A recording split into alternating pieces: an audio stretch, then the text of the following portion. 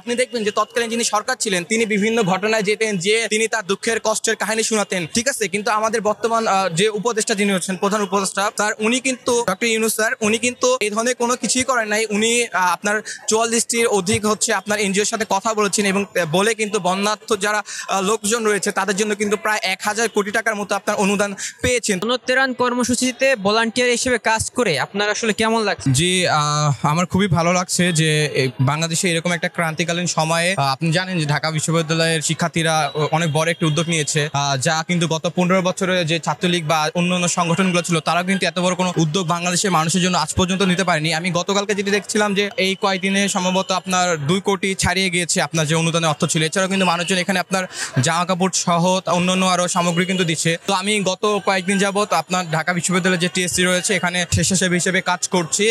আজকে আমরা হচ্ছে আপনার খাদ্যদ্রব্য যেগুলো ছিল সেগুলো প্যাকেটিং এর কাজ করলাম এবং কিছুক্ষণ আগে আমরা হচ্ছে সেই জামা কাপড় যে মানুষগুলো দিচ্ছিলেন আমরা সেগুলো হচ্ছে প্যাকেট করে একটি ট্রাক ভর্তি করলাম এবং ভর্তি করে আপনার যে এখানে যে কেন্দ্রীয় মসজিদটি রয়েছে তার পাশে একটি বিল্ডিং ছিল, আমরা সেখানে সেগুলো নামিয়ে মাত্র আসলাম। এবং আমি খুবই গর্ববোধ করছি যে এরকম একটি সময় ছাত্র হিসেবে আমি সকলকে সাহায্য করতে পারছি বা কিছুটা হলেও একটা অবদান রাখতে পারছি।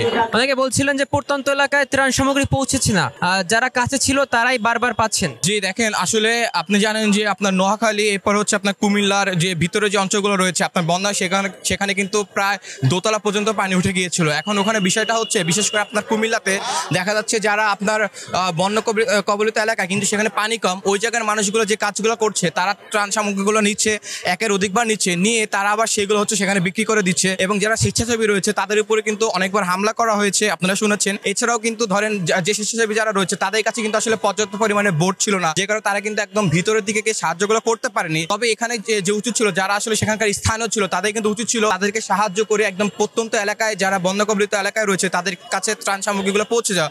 কিন্তু আমরা দেখতে পাচ্ছি যে একটি মহলের মানুষজন তারা এই ত্রাণ সামগ্রীগুলো নিয়ে আবার সেগুলো হচ্ছে এই ভিতরে গিয়ে বিক্রি করছে, যেটা খুবই দুঃখজনক একটা বিষয়। এবং আমি মনে করি যে যেহেতু আপনার ঢাকা সহ অন্য জেলা থেকে মানুষজন সাহায্য করছে বন্যা কবলিত এলাকায়, আমার মনে করি যে সেখানকার যারা স্থানীয় রয়েছে তাদের উচিত যে এই খাবার বা এই যে সামগ্রীগুলো সেগুলো বন্টন করে সকলের মাঝে বিলিয়ে দেওয়া। এছাড়া কিন্তু আপনার যারা প্রত্যন্ত এলাকায় রয়েছে তারা কিন্তু না আপনার খাবার পাচ্ছে, না তাদেরকে রেস্কিউ করা যাচ্ছে, না তারা অন্য কোনো ধরনের অসুবিধা মানে অন্য কোনো ধরনের সুবিধা পাচ্ছে। তাই আমি মনে করবো যে এটি খুবই দুঃখজনক একটা বিষয় যে ছাত্ররা এবং সাধারণ জনতা যে কাজটি করছে তারা স্থানীয় যেসব মানুষজন এই ধরনের যে কর্মকাণ্ডগুলো করছে, আপনার দুর্নীতি জাতীয় যে কর্মকাণ্ড, যে খাবার কিনে নিয়ে আবার ওগুলো আবার বিক্রি করে দিচ্ছে বা ত্রাণ সামগ্রীগুলো নিয়ে ফ্রিতে নিচ্ছে, দেখা যাচ্ছে একের অধিকবার নিচ্ছে, নিয়ে আবার সেগুলো বিক্রি করে দিচ্ছে, এটি খুবই একটা হতাশাজনক একটা বিষয়। আমি আরেকটা বিষয় উল্লেখ করতে চাই, সেটা হচ্ছে আপনারা জানেন যে অন্তর্বর্তীকালীন সরকার যখন গঠন করা হয় তখন আসলে এক মহল বলছে যে আমাদের আগের দিনগুলোই ভালো ছিল, অর্থাৎ তারা এই যে ছাত্র জনগণের একটা অভ্যুত্থানের মাধ্যমে যে তারা নতুন একটি বাংলাদেশ পেয়েছে তারা এটিতে খুশি না। কিন্তু আমি একটা জিনিস বলতে চাই যে আপনারা দেখেছেন যে গতকালকে থেকে কিন্তু মেট্রো রেল চালু হয়েছে।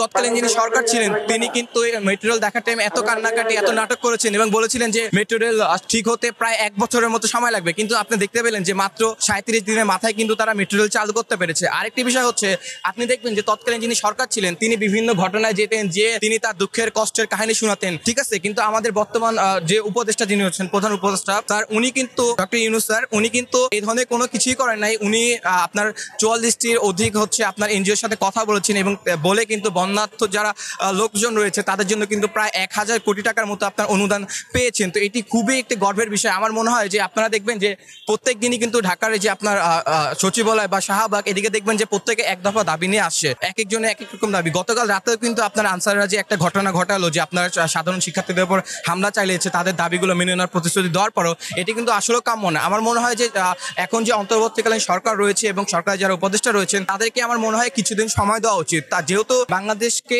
একটি মহল সব দিক থেকে চাপ দিচ্ছে যেন বাংলাদেশ যে নতুন করে উঠে দাঁড়াতে না পারে, এই কারণে কিন্তু বাংলাদেশে একটি কৃত্রিম বন্যা সৃষ্টি করা হয়েছে, যেখানে কিন্তু আরো এই যে উন্নয়ন সেই উন্নয়ন কিন্তু ব্যাঘাত ঘটছে। আমার মনে হয় আমরা যদি সাধারণ জনগণ সকলেই যদি আমরা বর্তমান অন্তর্বর্তীকালীন সরকারকে আমরা সুযোগ দিই এবং তাদেরকে কিছুটা সময় দিই এই পরিস্থিতি স্বাভাবিক করতে, আমার মনে হয় যে তারা কিন্তু আমাদের বিশ্বাস নষ্ট করবেন না এবং এই পরিস্থিতি কাটিয়ে ওঠার পরে কিন্তু তারা সকলের দাবি কিন্তু আস্তে আস্তে শুনবেন এবং মেনে নেবেন। তো আমার সকলের কাছে অনুরোধ থাকবে যে যেহেতু এখন একটা সংকটপূর্ণ সময় চলছে, বন্যা চলছে সারা আপনার দেশের বিভিন্ন এলাকাগুলোতে বা জেলাগুলোতে, তাই আমার মনে হবে যে আপনারা এখন বিশৃঙ্খলভাবে আপনাদের দাবিগুলো নিয়ে মাঠে নামবেন না, রাস্তায় আসবেন না, আপনারা ধৈর্য ধরুন, কিছুটা সময় অপেক্ষা করুন। এরপরে আপনার ডক্টর মোহাম্মদ ইউনূস কিন্তু আপনার বলেছে যে আপনাদের যে অভিযোগগুলো রয়েছে আপনার লিখিতভাবে দিন, আমরা আমাদেরকে সময় দিন, আমরা কিন্তু আস্তে আস্তে আপনাদের সকল দাবি দাবা শুনে মেনে নিব। তা আমার মনে হয় যে সকলের উচিত এখন কিছুটা সময় থেমে সকলের যে আপনারা সকলে যে বন্যার্থদের যে সাহায্য সহযোগিতা করছে এই কাজগুলোতে সাহায্য করা এবং তাদের দাবিগুলো আপাতত একটু বন্ধ রেখে একটু স্বাভাবিক একটা পরিস্থিতির জন্য অপেক্ষা করা।